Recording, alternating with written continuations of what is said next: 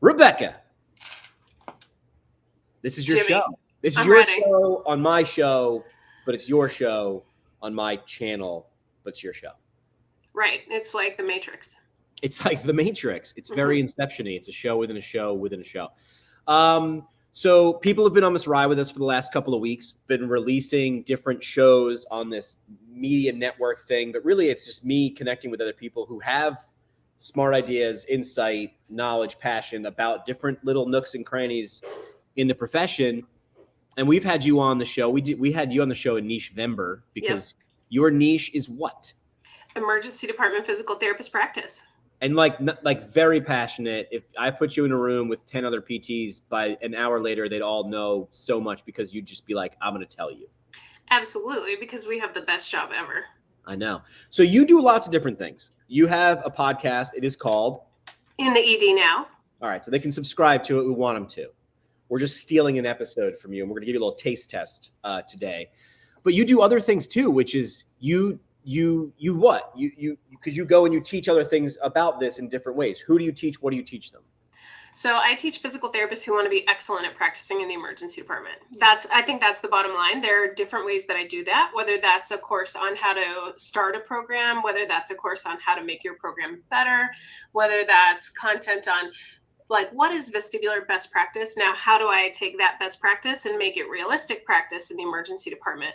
So all of that. I also have a book on emergency department physical therapist practice, so people can just read the book and then hopefully get going.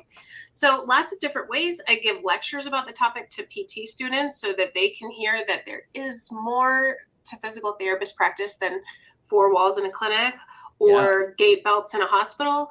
And that's one of the things I love to do the most is just share a little bit about how we can get closer to our patients more effectively in different settings. Love that. Like quite literally, I would like you to be introduced at a talk sometime soon and someone can say, she quite literally wrote the book on it, because you quite literally have a book on Amazon about it. Yeah, top of scope, the Emergency Department Physical Therapist Handbook. Perfect. All right. So In the ED Now is the podcast. That's what people are going to get to taste today with you. Give them a little teaser. Give them a rate. We call it a forward tease in radio. What are they about to listen to? What are they about to learn? Well, we're going to kick it off with Dr. Andy Wicks for trauma-informed care, because number one way to approach patients in the emergency department is from that lens. Perfect. Is there a moment that stood out to you that you're like, yeah, that was kind of fun when you talked to Andy? Anything that comes to mind? I think it was the moment when he talked about how we have to treat our patients like humans who have everything that come with being a human. It's a lot. Yeah, not just like a joint or a low back pain, but like everything that walks in the door with them, their history, their lived experience, their trauma, their future, their past, all of that together. And that we can't make a treatment plan without experiencing, knowing, and seeing that. All those things. Perfect. All right. So In the ED Now, I want you to introduce it. It's your show. Kick it off. Take it away. How do you forward tease this? Give it a rip. In the ED Now is a podcast designed to make you an excellent emergency department physical therapist. And whether you practice in the ED now, you'll still find value, because we have experts from every field of physical therapy coming in to give you little nuggets that will impact your practice no matter where you are, but specifically in the emergency department. So if you want to be top of scope and expand your mind a little bit, this is the podcast for you. Let's go. Let's go. Full send. Yeah. But to recognize that your patient is not a diagnosis, your patient is not a chart, your patient is a person who has hopes and dreams and garbage and all the stuff that every one of us brings into it that comes in right into that treatment room with them. They don't leave it out in the lobby. They don't leave it in the car. It's there right in the room with them. And if you don't recognize it and address it, you're treating only something. You're treating a piece of a puzzle and not the puzzle.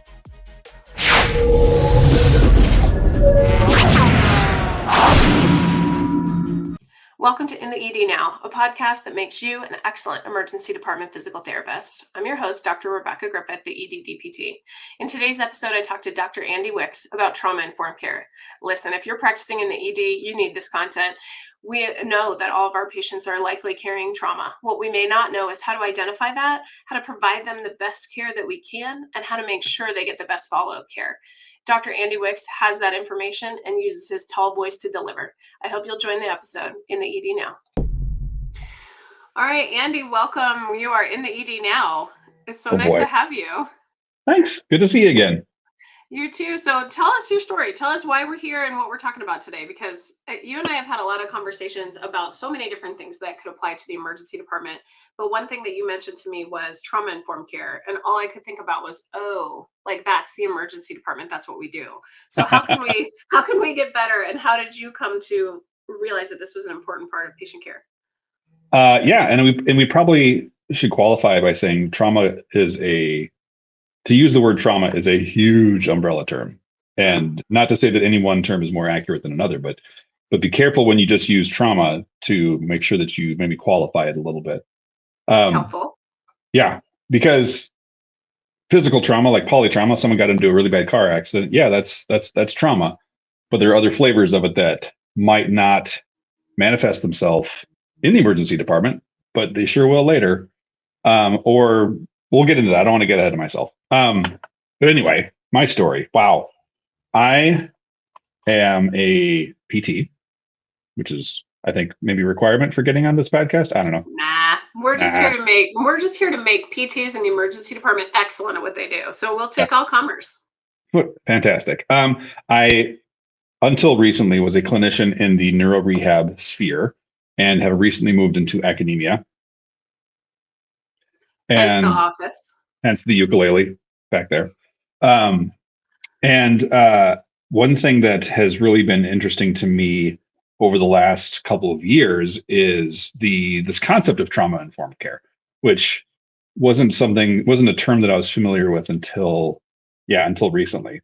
And it is, in a very large nutshell, and I'm going to oversimplify this a lot, but it is essentially the practice of recognizing the effect of past trauma on your patient and how it can manifest itself into their everyday interactions and their ability to interact with the world, but also, I think more specifically to us, into that healthcare relationship, that caregiver-patient relationship.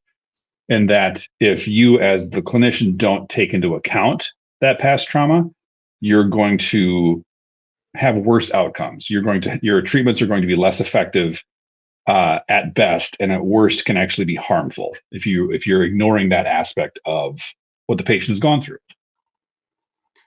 I mean, that makes sense to me.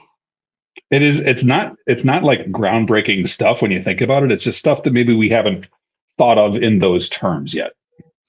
I think the other question or realization I've had is that it's much more common than we think.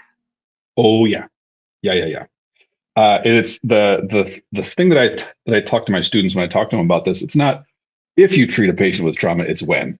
And you probably already have. If you've had any sort of clinical experience, you have probably treated someone with trauma. And this can be physical, this can be mental and emotional, spiritual, psychological, sexual. There's all different varieties of what trauma is. And some of the things that define trauma, and a lot of the definitions that I take, I take from SAMHSA, the Substance Abuse and Mental Health Services Administration, part of the Department of Health and Human Services. Trauma involves three things. It is an event or events. So it can be one thing like a car accident, but it can be a series of, let's say, someone who was abused as a child over the course of years. Okay. It is also that patient's experience with it. So what is traumatic to one person isn't necessarily traumatic to another. And that level of trauma isn't the same. So even if Rebecca, if you and I if we both happen to be involved in a car accident, that if you could on paper make it exactly the same, our reactions and experiences of it would still be different. So you can't always assume that what was traumatic to one person will translate to another. And I think more importantly, if your perception of it was, well, that shouldn't have been that bad. That wasn't, it's just a fender bender. No one got hurt, but to the person in the accident might be very, very traumatic for whatever reason. And then finally, the adverse effects that follow that event, which can be acute, but also chronic and lifelong lasting. That really are just messy things. While we're talking, try to pull up some resources so I can actually make sure I'm speaking coherently about some of this stuff.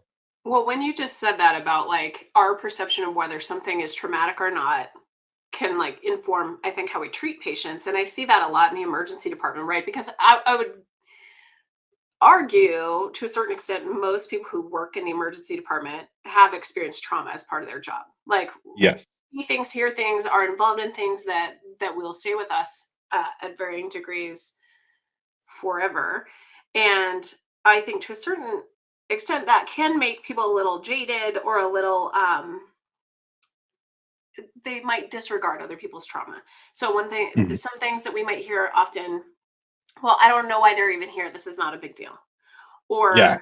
oh my god, they only have back pain. Or like those are the kinds of things that I hear. Or like I even had a patient say to me yesterday, well, I hear people complain about XYZ, and I'm like, well, I have this problem all the time, you can't even compare.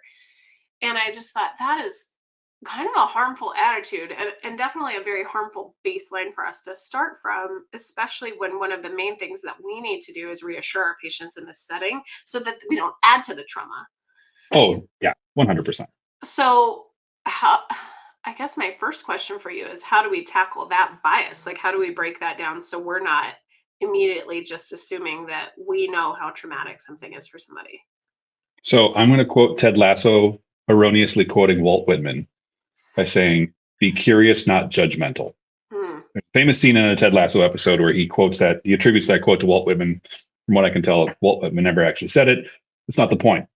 Point is that people who are judgmental versus people who are curious, people who are judgmental have already made up their mind about X and are now casting their own opinions and judgments upon it. So using your example of what they just have back pain, what's the big deal? Yeah. They've already decided back pain isn't a big deal. Instead of saying, wow, they're only presenting with back pain, I wonder why this is such a huge deal. They're now being curious and trying to think, oh, maybe there's more that I don't know. Maybe this back pain has, maybe they just, slipped on some ice and fell and hurt their back. But this feels to them just like when they were rear-ended in a car accident where they saw someone die years ago. I'm making up an example, but Yeah. if you don't take that time to figure out why they are reacting the way they are, you miss the point. You're not going to be able to provide good care for them. Yeah. Okay. So that to me is a big part of it. If you have over being curious, you're going to be a bad clinician. I think you're absolutely right. Like, I'm just like sitting here, like thinking about all these times in my career where I probably could have done better instead of just making assumptions before I even walked in.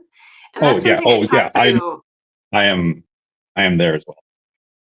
Yeah, and I think that's the other thing too. When sometimes we think about preparing our colleagues to walk into a room, and we think we're doing them a service by telling them something about the patient.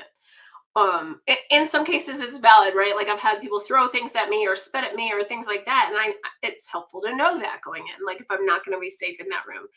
But I'm thinking of instances where people are like, oh god, good luck, or the person's just drug seeking, or they're just whining, there's nothing wrong, or like get them a sandwich, like and not just in the emergency department. I can think of like any setting I've worked in where people are like pre-filling your context of this patient before you even enter the room.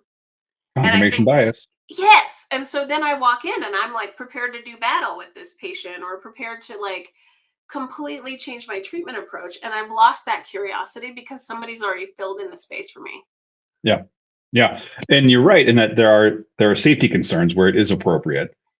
But I would even back that up to say that every behavior that you're seeing, in my opinion, this is only my opinion, I can't attribute this to any sort of research, or this is just anecdotal, it's my own experience, that any behavior like that you're seeing, to me, is really, they're seeking something. Yes. And this is the only way that they have to get what they want. Yes. No one's listened to them. No one has given them the time or the attention or whatever it is that they think that they need. And so what do? They ratchet it up to a higher level of degree until someone pays attention to them, until someone takes the time to figure it out. Do you know Deborah Sheldon? Yes. Okay. Deborah is, I interviewed her along with you on my other podcast, and she has some great stories about working with her patients, which is a lot of chronic pain stuff. And I use a tweet of hers with permission in one of my presentations that I talk about trauma-informed care, because I think it's a fantastic example of, if you are not curious, that you're going to miss the boat. So this is a conversation that she's reporting, and she works in an area of Chicago where most of her patients speak Spanish, and so she often uses an interpreter. And she's talking about this patient who the script said fibromyalgia. Okay, and I think fibromyalgia is a diagnosis that the PT sees has a lot of stigma attached to it. It does. Okay, and already kind of prepares your brain in a way that may or may not be helpful. But yes, too late. I'm already like, oh gosh, I can see where this is going. Yep. This is so. Deborah asks the patient, "When did your pain start?" And the patient says, "In August." Deborah asks, "What happened in August?" The patient says, "I moved from a second floor apartment to a garden apartment." So far, nothing that we've gathered tells us what's going on, why the back hurts. We just have, okay, there was a time and there was a precipitating event. And then she says, "Why did you move?" And the patient says, "Because my mother was deported." And that, to me, is an example of, if you don't take the time to ask the questions and be curious, if Deborah hadn't done that, if Dr. Sheldon hadn't done that in that moment, she would not have been able to provide care, the right care for that patient. She would have tried to tackle this in some sort of musculoskeletal approach or some sort of maybe neuromuscular approach, maybe would have chipped away at the pain a little bit, but not hit the problem. I'm thinking of a patient who came in for a mechanical fall and was an older adult and had fallen in the bathroom. Yep. And so the occupational therapist and I were asking all the questions, right? Like, where do you live? Like, do you have stairs? Do you use a shower tub bench in your bathroom? Like, all of these environmental questions. And I said, I see here from previous notes that your husband helps to take care of you. Is he still able to do that? And she said, no, he died 3 weeks ago. And then she started crying, rightly so. And I just left the computer and I sat down next to her and I held her hand and I said, tell me about that. And she said, I haven't been eating or drinking anything for the last 3 weeks. I just I can't get myself to do that. So she actually had passed out in the bathroom. Yeah. Oh yeah, I'm sure. Dehydrated, malnourished. 20 pounds, and her blood sugar was totally out of whack. But what the intake people had heard was fell in the bathroom. Like, let's get the physical therapist. So the intervention here was, let's get you some support. And so first thing I did was order her something to eat, and we sat and had some food. But then we called the family, and her children were super available and able to support her, but she couldn't even get herself to drink a glass of water, let alone reach out to her kids and say, hey, I'm really struggling. Yeah. And I am so far into despair that I can't function. And so her children rallied around her. We got her connected with a support group. Did she need physical therapy? No, not really. She didn't. But that, like, she needed you. Those questions about that functional mindset and like, how are you caring for yourself, that physical therapists ask, I think can make a difference in spotting some of that. So I'm really glad that other story turned out well as well, to find out what was the precipitating event. Yeah.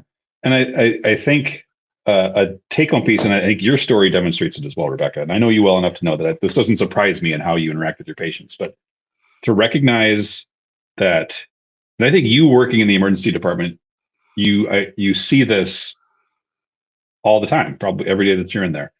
Yeah. But to recognize that your patient is not a diagnosis, your patient is not a chart, your patient is a person who has hopes and dreams and garbage and all the stuff that every one of us brings into it that comes in right into that treatment room with them. They don't leave it out in the lobby. They don't leave it in the car. It's there right in the room with them. And if you don't recognize it and address it, you're treating only something. You're treating a piece of a puzzle and not the puzzle. So had you not asked a question, like had you not even thought to say, "Oh, I see that your husband has taken care of you," a great question to ask someone who doing a thorough chart review would recognize, oh, maybe there's a caregiver here. But then to recognize not only that of, oh my gosh, this woman's husband just died and she's clearly in distress in this emotional state, and that you took the time to just sit there and be a human being with her. That was what she needed. You weren't like, I'm very sorry to hear that. Here's a Berg balance scale.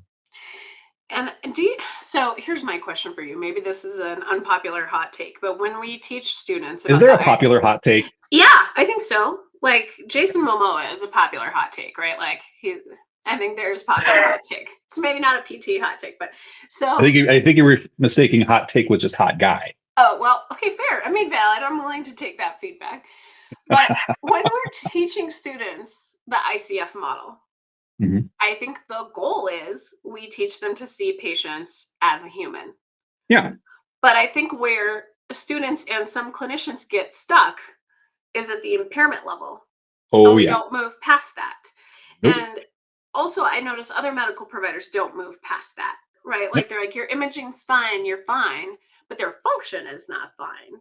And another patient that comes to mind was a patient with vertigo who was Muslim and couldn't get into her prayer position every day. Oh, wow. And so she couldn't pray. And then she also couldn't eat. And in her home, like the meals with the family were like the thing that brought her joy. So those two things were critical to her.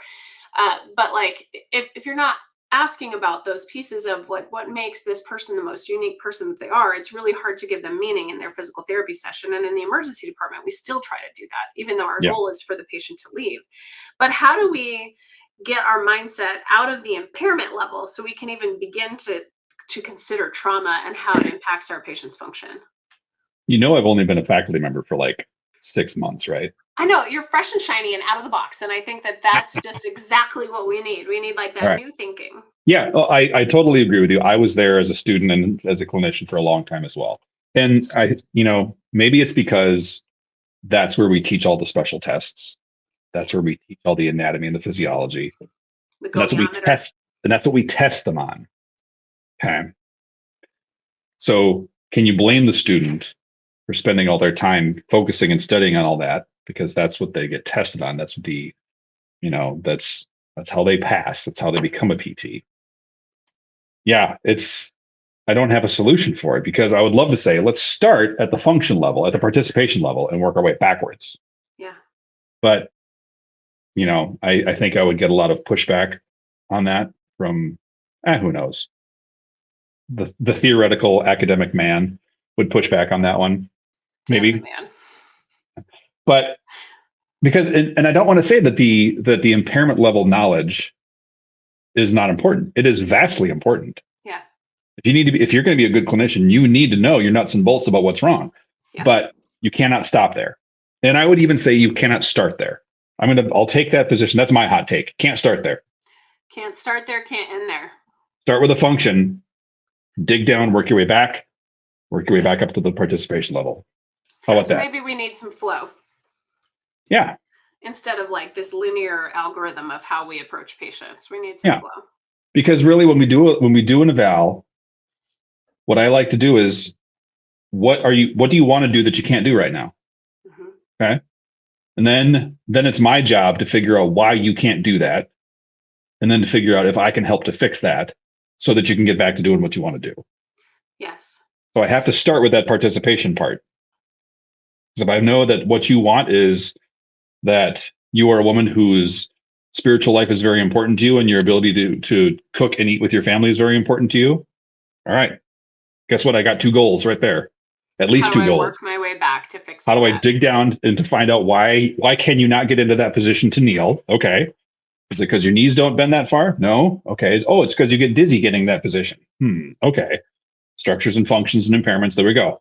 But if all I start with is you're dizzy in certain positions. Okay, guess what? Here's an Epley maneuver. Go. See you later.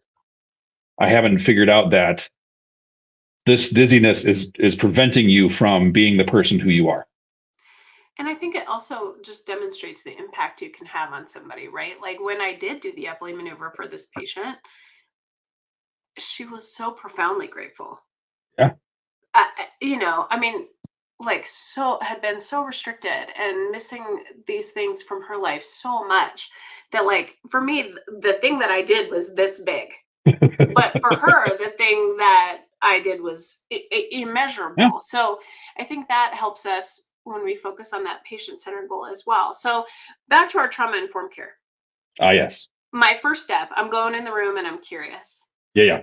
And one of the things I ask patients is, why are you here? Because they may not be there because their knee hurts. That may be what they told somebody else, but why are you here today? Yep. Why are you here today? Gets me a lot of different information. But what would you suggest? Like, we've got a curious mindset, we're open-minded, we're ready to go. But then how do I know? How do I identify these patients that have trauma, and how do I approach them? All right, we're going to go through a little bulleted list here. Bullets. Okay. Yeah. I'm ready. So, and I'm going to go off the assumption that you said earlier that you need to assume trauma. Okay? Yes. What's in the emergency department? I don't think that's not a big stretch. Okay. Yes. First thing you need to know, and this is coming from SAMHSA. Okay.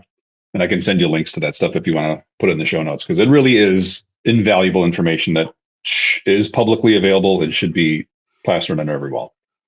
Create a safe space.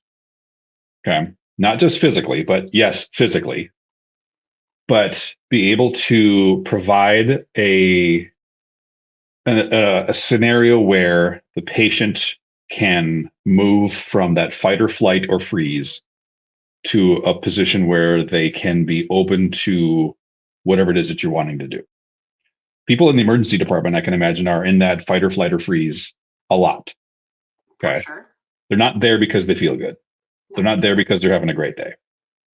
They're there because life sucks at that moment and their sympathetic system is going into overdrive. Yeah. And there is a psychologist that I have referenced. His name is Dr. Jacob Ham.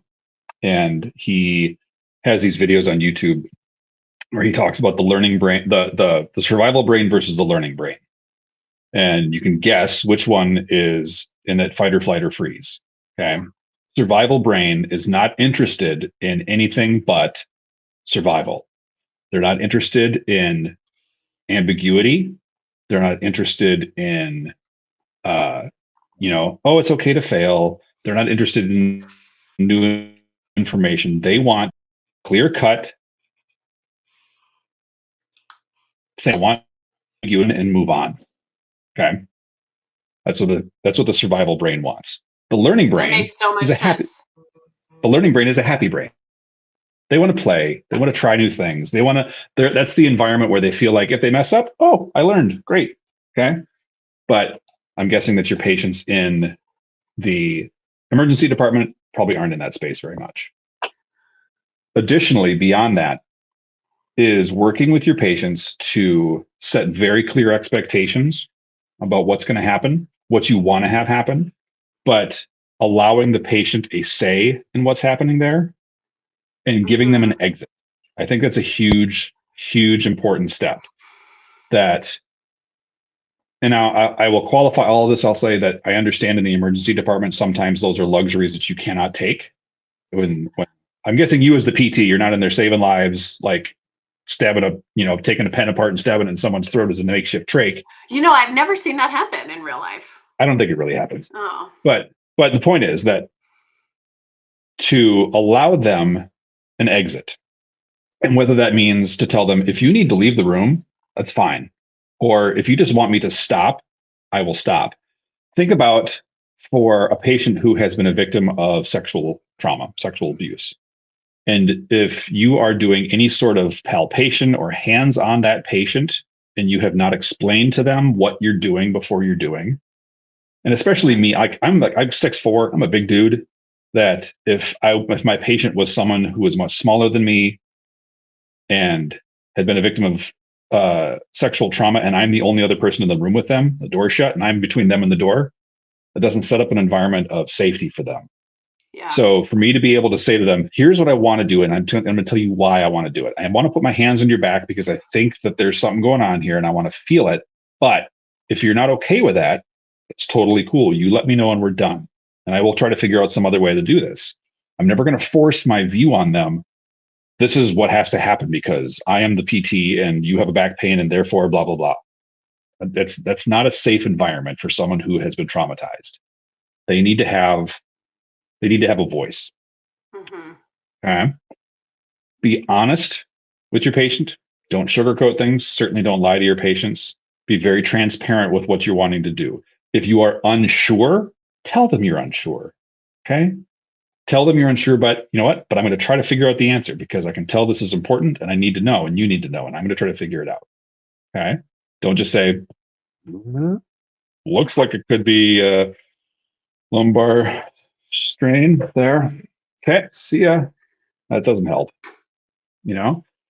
And then and outside of an emergency department, one of the things I tell students is try to be reliable and try to be consistent. So like, for example, let's take in an outpatient setting. If you know you're working with someone who's been traumatized, try to do things like, let's see if I can see you at the same time every time.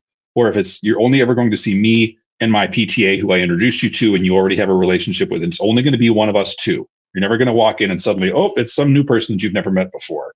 Okay. That you're being consistent with the environment in which you're interacting with them. That takes away a lot of variables, reduces a lot of stress for the patient. How are we doing so far? I mean, I'm thinking about how I approach patients based on what you're saying.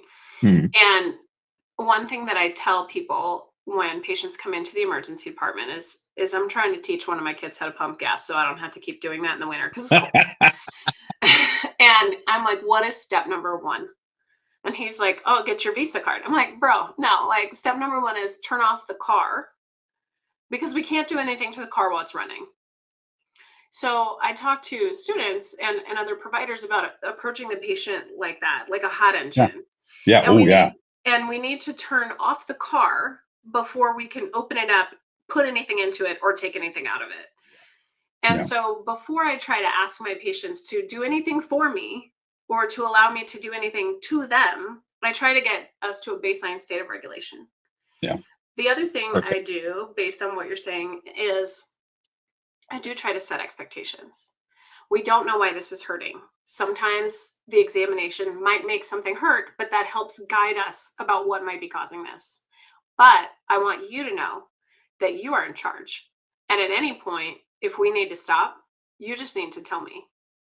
And I'm not going to leave here unless you ask me to until we find some kind of next step forward, because the reason that you're here matters to me, and I want to help you. Like, you came here for help. I'm a person who can help you with this, and here's why it's me.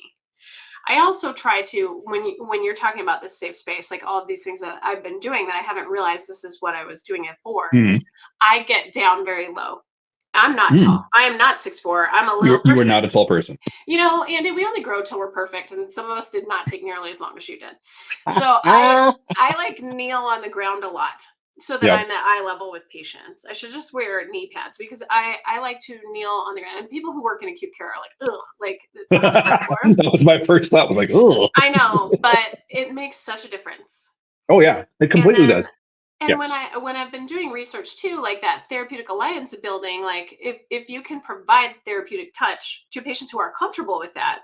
So I hold a lot of hands. Oh, nice. Yeah. And I touch a lot of shoulders, and the kind of the feedback that I get, like on patient satisfaction questionnaires, has made me feel like a person, first person who touched me, things like that. And so those are things that I do. I also don't rush people. Yep. And in the emergency department, and I would venture a guess, in any clinical setting, it's very hard not to rush people. And I remember being taught as a student, And in hindsight, I kind of shudder a little bit about this lesson. Like, hurry them up, keep them focused in the history, keep them on track. Don't let them go off on tangents. Get them back to the point. Because people would be like, oh, and this all started in 1981. And I think when we hear that as PTs, we're like, but at the same time, if you listen, Yes. I had a patient who told me she was there for acute exacerbation of back pain. But what she told me when I asked was, this started when I was 12. And she was 25. And it's really pelvic pain that she has, and not Oh, back yeah. pain, Yeah. Yeah. Not back pain. which was kind of manifesting in some neurological ways, and people had just told her it was back pain, like, it's back pain, it's fine. This woman's been suffering for more than half her life with this back pain that's really Just pelvic assumed it pain was normal. from and been taking tramadol and Oh my gosh. Flexeril and like all of these things, to the point where she doesn't know what else to do. She's never been offered physical therapy before, That's let crazy. alone a referral to a pelvic specialist. And she did need trauma-informed care because there was trauma when she was 12. Half her life that way. And just needed one musculoskeletal specialist to hear that and to look at things in a little bit different lens to get her where she needed to go. So now that we've done those things that you said, we've done all of that. What do I do now? Like, if I've set the scene, I have the patients allowed me to examine them, Yep. and maybe even intervene with them, and I've built this trust. Fantastic. And now I'm like, we had a great session, but we're in the emergency department, right? I can't see them at a consistent time. I'm now like, peace out. You got to go now. What do I do? What do I do? How do I get that person to the next step? It's funny you mention that, because the next step is support. Oh, okay. So this is going to look different depending on your practice setting and what the patient needs. But we as physical therapists, I think, are very good armchair backseat psychologists. But we are not.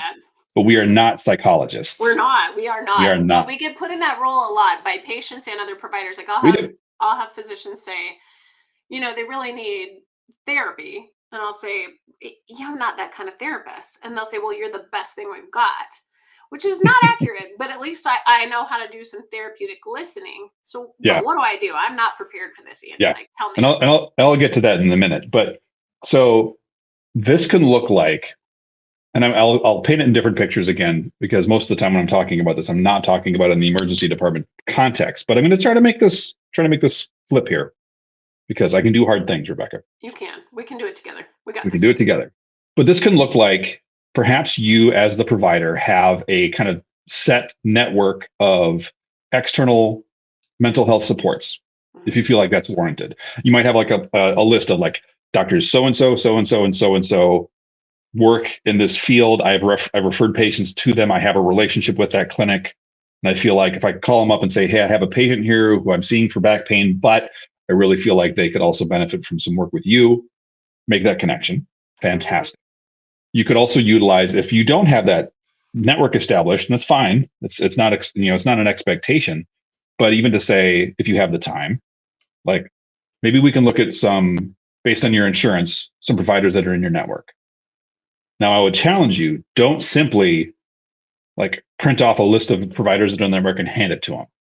Don't do that. Don't be that person who just finds you're just a channel. All you are doing is just getting the information from point A to point B. Instead, to say, here's the list. Looks like there's 50 providers here. That's a lot. Let's maybe narrow it down a little bit. Should we look by zip code? Let's see who's the closest to you, or maybe who's the closest to your work, or something like that. Like, help them make that step, because if they've never worked with a mental health professional, there still is stigma around that. And so some people might not be willing to make that, or don't know how to make that step, or they just need help. And for you to normalize it, for one thing, to just say, like, this is just another facet of healthcare, just like you coming to the emergency department. It's just like you going to the pharmacy for your medications. Guess what? Your brain is a part of your body too, and it needs help. Okay. To be that person to help make those connections. It can also look like things like, maybe there are religious leaders or community leaders or other people in their sphere that can be a reference or a support for them. To essentially, if you acknowledge their trauma in the moment, but don't do anything as you send them out the door, you may have provided a small little light to them, but it's not going to last for the. Yeah, exactly. So let's find ways for that support to continue as they continue to heal, because that's a thing that takes time. And if we don't set them up for success that way, we're really asking a lot of our patients to, that I think is maybe unfair. I think that makes a lot of sense. Okay. We've already kind of talked a little bit about collaboration in terms of giving the patient a voice, especially if you're in a setting where you're establishing goals with your patient. Make sure that you establish goals with your patient, not at your patient. Okay. We've all done that. We've all made those goals that are the standard back pain, knee pain, shoulder pain goals that are just, oh, look, these 4 will do. Great. No, make them important to your patient. Okay. And if you don't do that, you need to give them to someone else who actually cares. And you need to take a vacation because you are burned out. That's also true. Yeah. And then I think the last thing that I would say is just to recognize that a person's cultural and historical and gender identity matter into their trauma. Yeah. And this is something that for me as a privileged heterosexual white male in America, my life has not been a lot affected by this. Yeah. Certainly not like what some of my patients have dealt with. And it's been jarringly eye-opening for me when it's been brought to my attention of like, oh gosh, I have really had it very easy. I really have. Yeah. Yeah. Are you familiar with epigenetics, Rebecca? Yes. Oh, okay.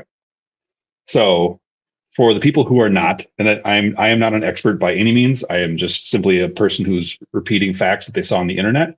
But epigenetics, loosely based, is the study of how historical trauma can manifest itself through someone's genetic presentation.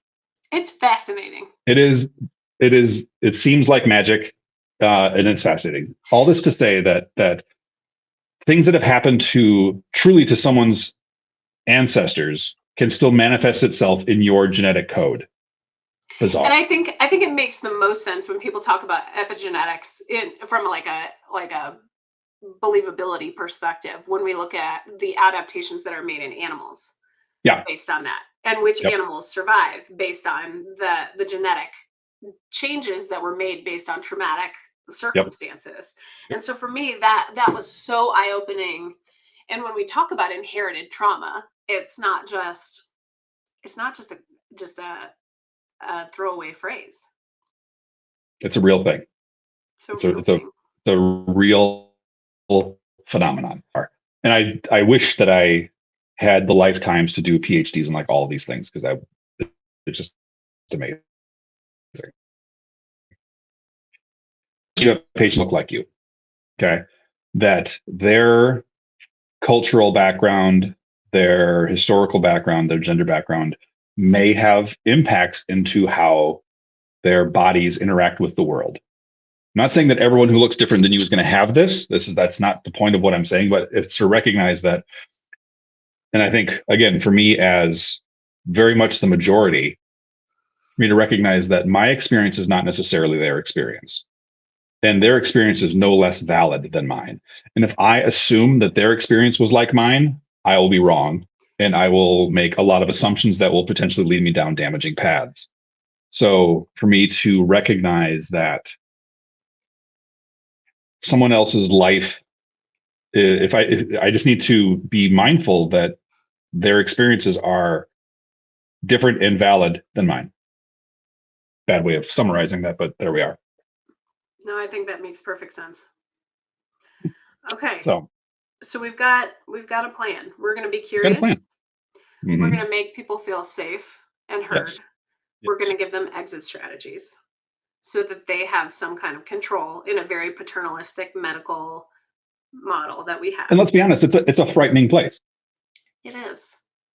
Emergency Nice. rooms are designed for, I mean, they're practical to the extreme, which I get it. I don't want to say that the design of emergency departments is bad, but maybe they could stand for a few houseplants. Yeah, look, I can't even like speak up when somebody gets my order wrong at a restaurant, so I can't imagine like really being an effective advocate for myself in a very frightening healthcare situation. So I think empowering people, giving them some locus of control in a situation that feels completely out of control. And I also think that if we give patients that control and that permission to have that control, they then don't take control in inappropriate ways. Where you were talking Yes. about how patients continue to escalate, kind of like when we ignored what children need, right? Like their Exactly. voice gets louder and louder and louder, or they shut down, and the interaction either way is ineffective. Yeah. So I think if we can actually empower patients to have that shared decision making in that safe setting, that we're going to be more effective. So I think to people who would argue that providing trauma informed care in a place like the emergency department might take too much time, I'm gonna just assert that I think it'll be more effective and more efficient, and probably lead to fewer revisits. I have nothing to support that except my own experience, but I think that based on what you're saying, I feel like we're going to be better clinicians if we take this approach. We're going to be better people. That's even better. Yeah. Okay, so what do you want people to remember? What's the one thing you want people to take from this interaction out into the wild? That your patients will be traumatized. It's not if, it's when. And if nothing else, just be kind to them. Okay. And may they not be traumatized by us. Exactly. Your patient is a human being. Please treat them as such. I so appreciate this. Andy, I've learned a ton from you on this, and I think totally actionable lessons that we can take forward and implement immediately in the emergency department and really any clinical setting. I think it's also been helpful to learn strategies that I can teach students to help get out of that impairment-based thinking and begin with the person and then kind of navigate our way back. Well, I'm glad to help. Happy to do it. Thank you so much. You are in the ED now and you're officially discharged.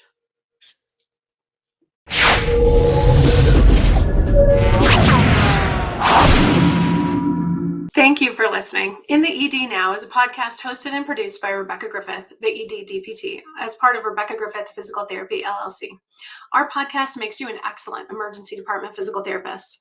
This podcast is intended for educational use only and is not intended as clinical or medical advice. While we make every effort for accuracy, factual errors may be present. Since you've been in the ED, I'm prepared to give you your discharge instructions. Please subscribe, share, and find more at the eddpt.com. You're officially discharged.